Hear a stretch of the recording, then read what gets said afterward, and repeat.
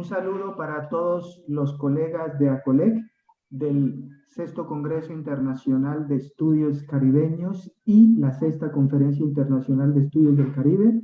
Para nosotros es un placer presentarles la ponencia titulada La mendicidad de la colonialidad del poder en los informativos de televisión colombianos entre el neoblanqueamiento y la reetnicización, a cargo de Davide Riccardi, el profesor Davide Riccardi, el profesor José Manuel Romero y quienes hablan, Adriano Díez Jiménez. Nosotros hemos estructurado la ponencia de la siguiente manera. Empezará el profesor Davide Riccardi dando un contexto teórico de esta ponencia de la mendicidad de la colonialidad. Posteriormente seguiré abordando el tema metodológico y ya entraríamos en el hallazgo, en el análisis de los resultados a partir de la participación de los tres, principalmente del profesor José Manuel Romero. Con ustedes el profesor Davide Riccardi. Sí, un saludo especial y bueno, en ese primer momento de presentación, la idea es hacer una reflexión teórica sobre los procesos de colonización, o mejor dicho, de neocolonización, que de nuestro punto de vista pueden tener varios flujos que vienen desde arriba hacia abajo y viceversa, desde abajo hacia arriba. En el primer caso hay toda una referencia teórica muy nota que es ligada a la literatura de Aníbal Quijano sobre la colonialidad del poder, en el cual prácticamente se replican los sistemas coloniales del poder también en la nueva era republicana, inclusive en la contemporaneidad. Por otro lado, encontramos autores como Laclau, como Slavoj Žižek, Judith Butler, que inclusive argumentan que esos mecanismos de colonialización, o mejor dicho, de neocolonialización, ocurren desde los mismos grupos subalternos que ya tienen como arraigada esa subalterización. En término medio, interesante es la obra de Spivak, la cual prácticamente se coloca en un entremedio entre los dos marcos teóricos mencionados anteriormente, con su término bastante conocido relacionado al esencialismo estratégico, en el cual los grupos étnicos o subalternos se colocan supuestamente estratégicamente como tales para beneficiarse o políticamente o socialmente de su condición étnico-subalterna. Entonces, bueno, ese es un poco el marco teórico inicial sobre el cual nos hemos apoyado.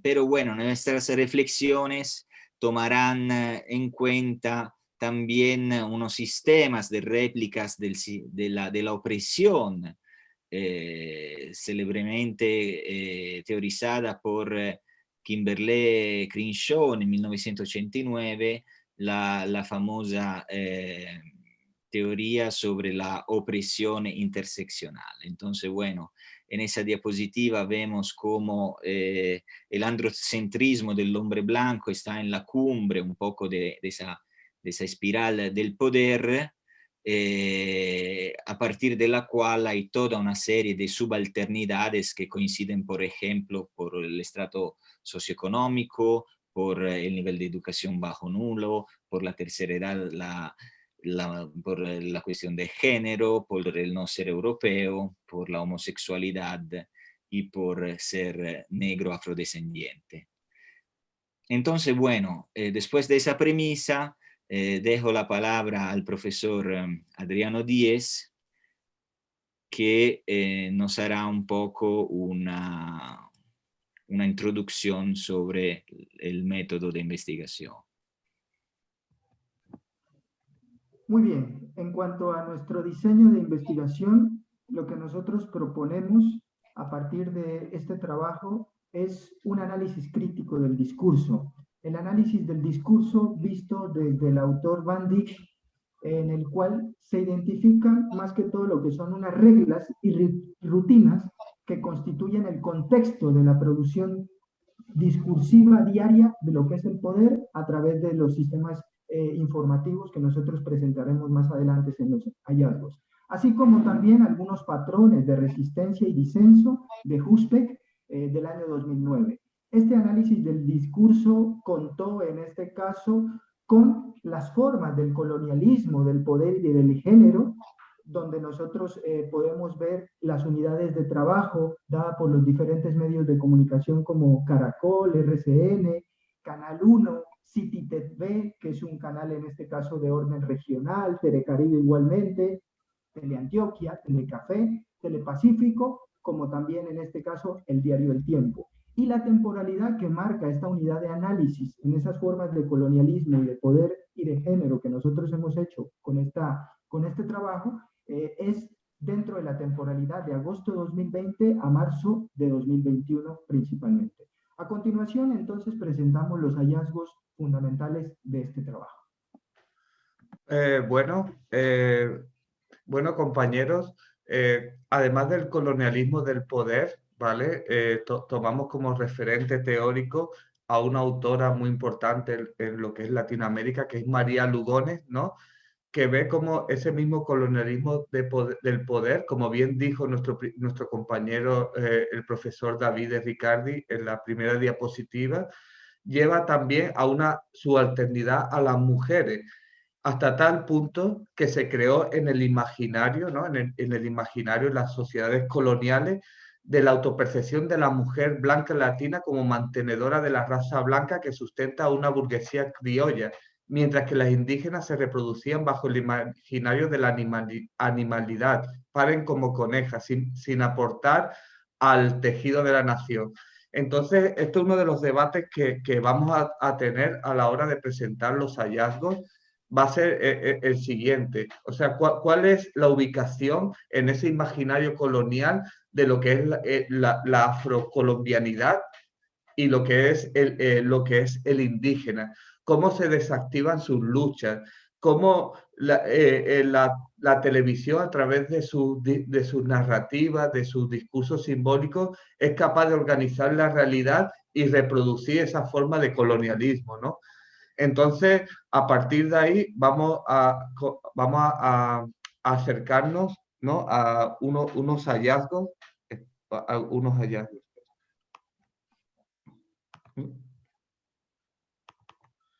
Bueno, uno de los primeros, digamos, uno de los primeros ejes de ese colonialismo es lo que Arturo Escobar llama la fábula de la pobreza. David, no sé si tú quieres intervenir en esta, un poco esgrimiendo el concepto de Arturo Escobar.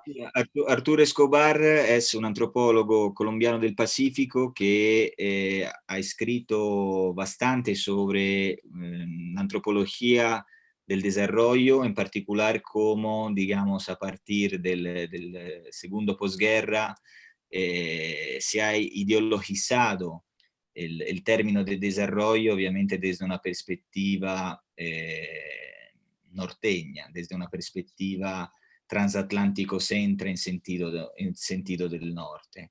Entonces, bueno, Arturo Escobar plantea que a partir proprio de los últimos 70 años se ha creado una retórica, una narrativa sobre la pobreza como una creación artificial para, digamos, legitimar un alter ego que en este caso sería el alcance del desarrollo, ¿no? El desarrollo como sociedad industrializada, como sociedad que busca, por supuesto, un progreso en términos de sociedad industrializada, en la cual no cabe, digamos, la alteridad cultural, y por ende viene interpretada como primitiva, es decir, subalterna, primitiva en sentido despectivo.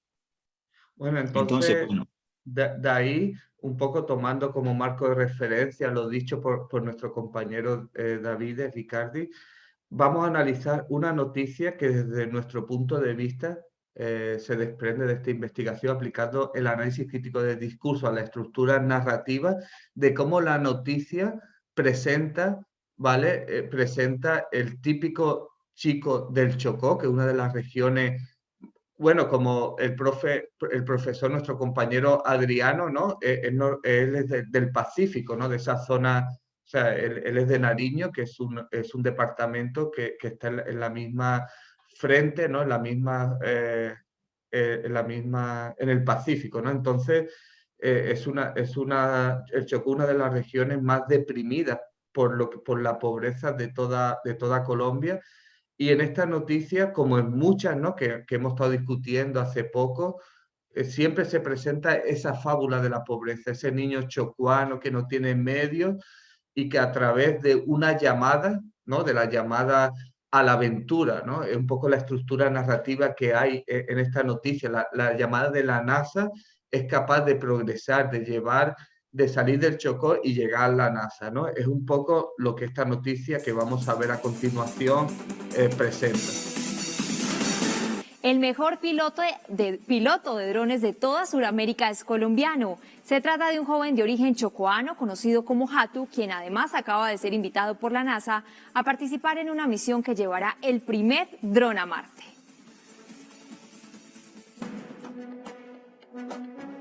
Nadie es profeta en su tierra. Esta frase parece encajar perfectamente para Hatu, un joven de padres chocuanos que la mayor parte de su vida ha tenido como residencia Quibdó. Gomoso por la tecnología y de cuna humilde, siempre tuvo el sueño de tener un dron.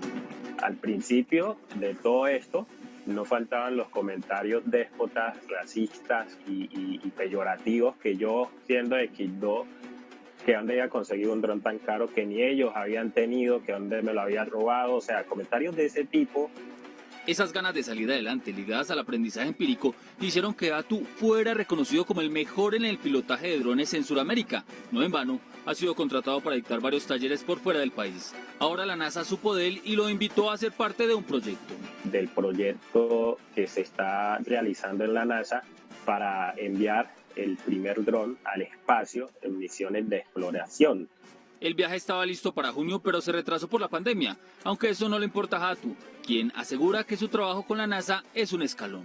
El límite siempre está aquí en la mente y el medio no es excusa para salir adelante.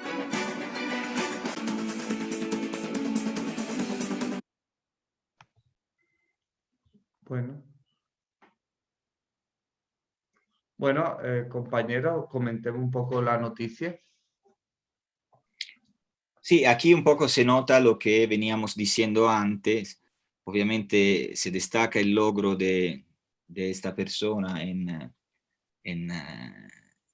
proponer sus experticia afuera de su lugar de origen, pero el lugar de destino siempre es visto como el norte, ¿no? En este caso la NASA, en este caso la idea de desarrollo que también menciona Arturo Escobar, ¿no? Entonces esa fábula de la pobreza que se rompe en ese caso con la presentación del logro de emancipación que supuestamente va a tener ese chico al ir a la NASA. Pero bueno, tal vez un poco para seguir con la reflexión sobre esos tópicos, conviene también pasar a la siguiente análisis que encaja sobre una noticia relacionada a la otra costa colombiana, en ese caso la costa Caribe, en particular el departamento de La Guajira. Bueno, yo pongo un poco en precedente esta noticia, ¿no? El pueblo Wayuu es un pueblo ancestral que está situado en La Guajira, que es una región, pues una región muy extensa, ¿no? Y ese pueblo se caracteriza por sus organizaciones rancherías, ¿no? Que son, o sea, no es como otras comunidades indígenas que están mucho más centralizadas, sino ellos están organizados a lo largo del territorio a través de pequeñas rancherías que son como pequeños resguardos, ¿no? Donde ellos tienen pues toda su su legalidad, ¿no? Su forma de vivir, sus costumbres, su amparo legal, ¿no? Entonces, vamos a ver la noticia porque aquí se da hemos abierto un debate interesante entre los tres compañeros, un poco reflexionando sobre el rol del indigenismo, o sea, el papel del indigenismo en la fundación de un imaginario de nación en Colombia, ¿no? Y a partir de ahí hemos tomado como referencia uno de los grandes autores bolivianos, que es René Zabaleta, que él habla de la paradoja señorial y cómo a través de esta paradoja señorial se desactiva todas las luchas indígenas, en la medida en que el sistema, como pasa, por ejemplo, en México con AMLO, ¿no? Como él quiere fundar una nación o una república basado en ese indigenismo, ¿vale? Pero ¿cuál es el problema? Que se convierte en un fetiche social, que sus luchas solo tienen razón de ser en el pasado, como mito fundador y no en el presente, ¿no? Y ahí hemos abierto un pequeño debate sobre el rol, ¿no? de los indígenas en la sociedad colombiana, que es más complejo, porque Colombia es un país que tiene más reconocido como cerca de 100 comunidades indígenas, ¿no? Aparte también hay comunidades raizales, afro, ¿no? Pero hay una gran diversidad de comunidades,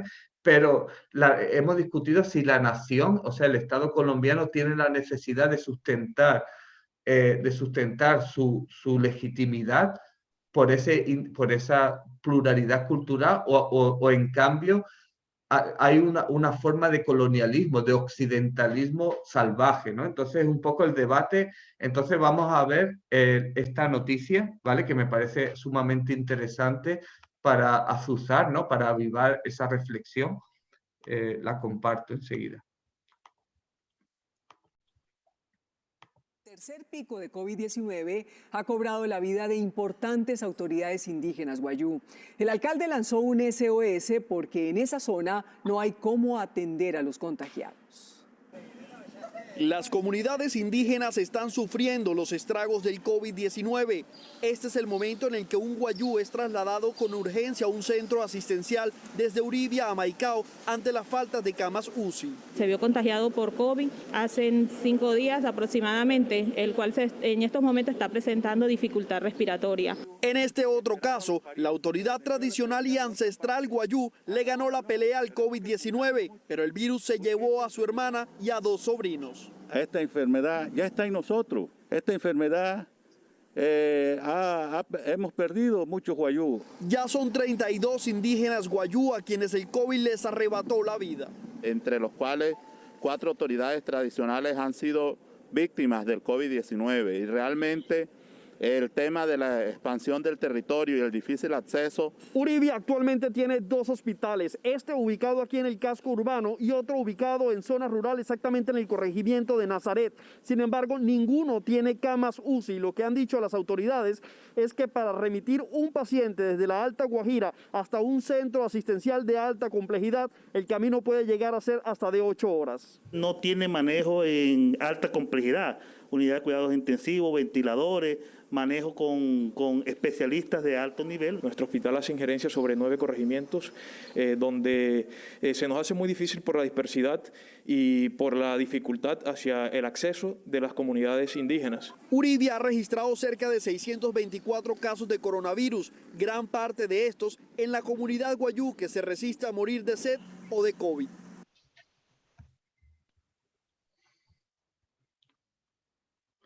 Un momento. Vale. Bueno, básicamente, ¿vale? Es muy interesante la estructura narrativa, ¿vale? O sea, a mí me llamó la atención, y esto puede ser, digamos, ahí estaba el debate que hemos tenido con los compañeros, ¿no? Entre nosotros hemos tenido ese debate de cuál es el papel, digamos, en el imaginario que quiere transmitir, porque obviamente, ¿cómo puede una cámara de una televisión estar en el momento justo en el que saca a un indígena wayú, en este caso, para llevárselo, ¿sabes? Ahí hay una puesta en escena. Vemos cómo el indígena está protegido, ¿no? Como encapsulado, ¿no? Y ahí yo, desde un punto de vista visual, porque básicamente uno de mis puntos de interés es la estética visual. Y con esa gente sobreprotegida dentro de una cápsula, hay una idea de ese fetichismo social del indígena, ¿no? Pero yo creo que los compañeros tienen otra perspectiva de la noticia, ¿no?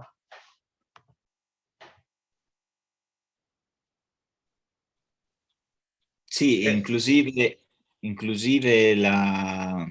digamos, la puesta en escena, por un lado, del Estado que busca cuidar al indígena, ¿no? Entonces, ese imaginario paternalista siempre vertical que se vuelve a proponer también en pleno siglo XXI. Pero por otro lado, y me fijo especialmente en la parte final de la noticia, la periodista que hace la afirmación a que los Wayuu están condenados prácticamente a morir de COVID o de sed, ¿no? Entonces otra vez vuelve ese primitivismo en sentido despectivo, en ese caso hacia la población indígena Wayuu.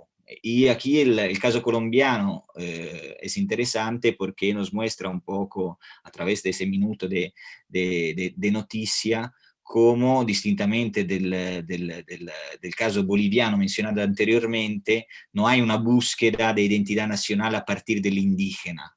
Hay más bien un alter ego de identidad entre lo occidental y lo no occidental.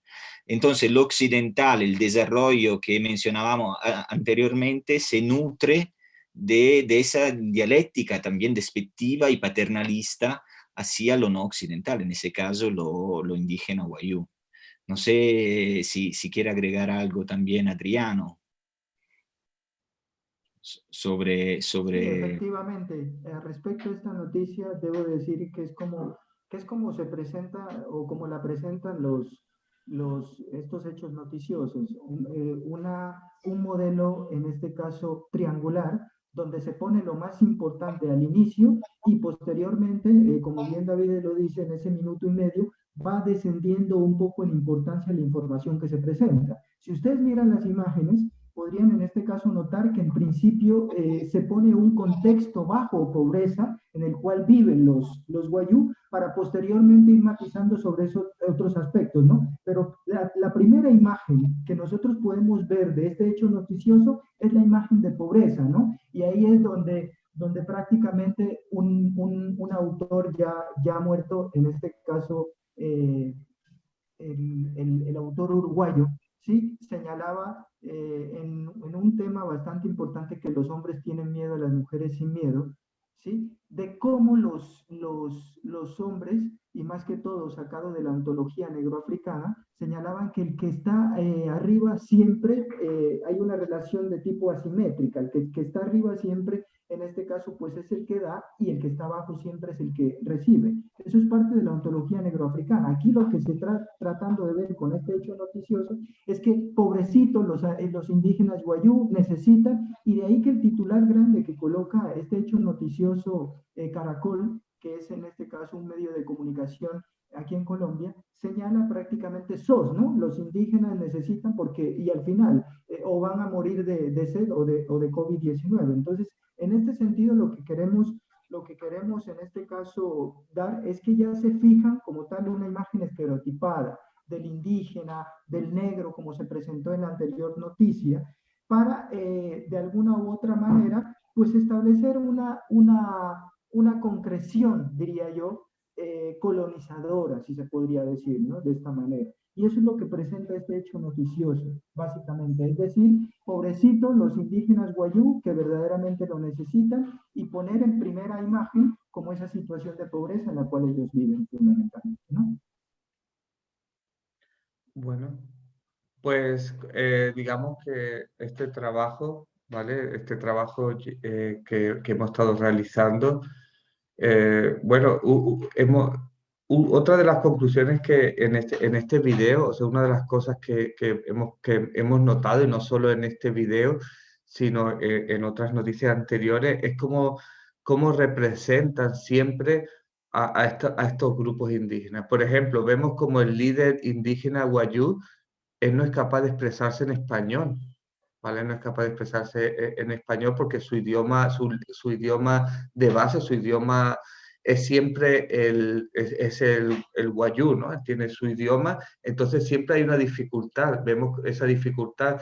También la televisión colombiana es propensa, según hemos visto también en el análisis de otras noticias, a representar a los grupos étnicos, o sea, a estas comunidades indígenas siempre de una manera muy grupal, ¿no? Vemos como hay un grupo allí de wayuu, ¿no? Que están hablando, ¿sabes? En un entorno de pobreza. O sea, el hecho de no solo personificar en fuentes primarias de los propios indígenas, y cuando se personifican realmente no quedan bien parados porque no se contextualiza, ellos tienen su mismo idioma, entonces vemos a ese señor que habla y de una manera muy confusa porque realmente no es su lengua el español, no es su primera lengua es el wayuu, ¿vale? Entonces no hay una especial protección, no se contextualiza idóneamente lo que es el entorno de La Guajira. Por ejemplo, La Guajira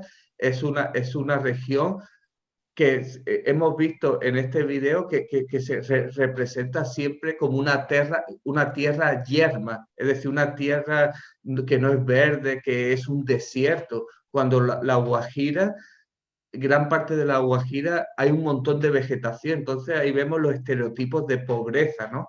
Esos indígenas que están ahí, ¿no? Está ahí como una masa amorfa, sin forma, en un entorno de tierra, ¿no? Entonces también hay una construcción, ¿no? Especialmente de La Guajira, que yo repito, La Guajira es una región muy verde y sin embargo siempre se quiere dar esa imagen, ¿no? Entonces yo creo que ya podemos concluir, ¿no? No sé si compañeros quieren concluir algo, alguna idea que quieran aportar a esta grabación. Sí, yo creo que podemos concluir y agradecerlos nuevamente por su atención, confiando de poder volver a vernos pronto, que sea físicamente. Yo podría concluir en este caso matizando dos aspectos que a mí me parecen interesantes. En los dos hechos noticiosos que hemos presentado. Por una parte, en este caso, una de las regiones más olvidadas, ¿sí?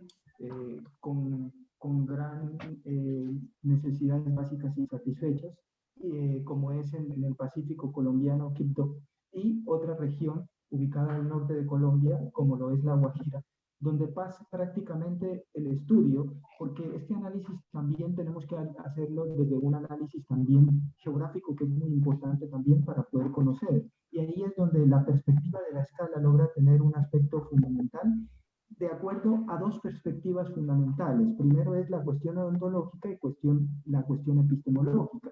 En la cuestión odontológica es bueno resaltar, conocer principalmente lo que son esas estructuras sociales principalmente que se desarrollan dentro de estos espacios, ¿no? No espacios geográficos, sino espacios como estructuras fundamentales. Y desde la perspectiva epistemológica, dar a conocer principalmente es la interpretación del lenguaje espacial discursivo, qué es lo que se está dando, ¿no? Primero en el Pacífico y posteriormente en lo que es La Guajira. Simplemente matizar sobre esos dos aspectos fundamentales, lo epistemológico y lo ontológico en estos dos hechos noticiosos que nosotros hemos presentado. Bueno, pues si os parece bien, chicos, acabamos ya, si no hay nada más que añadir. Muchas gracias a los compañeros de ACOLEC por la invitación y esperamos que el próximo congreso pueda ser de forma presencial y poder, digamos, dialogar profundamente sobre temas de estudios del Caribe, ¿no? Entonces, muchas gracias por la invitación y desde España, Italia y Colombia, ¿no? En este carácter multisituado de esta conferencia, os enviamos un fuerte abrazo y espero que estén bien y que sigamos pues produciendo académicamente para la sociedad. Un abrazo y cuídense. Chao. Hasta luego. Hasta luego.